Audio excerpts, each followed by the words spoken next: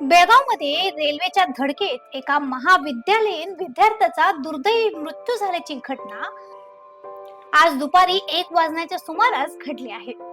रोहित रमेश पाटील असे मृत्यू झालेल्या युवकाचे नाव आहे.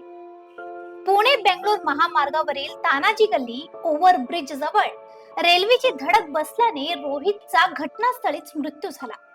घटनेची माहिती मिळताच सोशल वर्कर रेस्क्यू टीम बेळगावचे अवधूत तुळवेकर, पद्मप्रसाद होळी, शशिकांत आंबेवाडकर, विकी मेहता, मायकल पिंटो आणि शुभम होळी यांनी तातडीने घटनास्थळी धाव घेत मदत कार्य केले.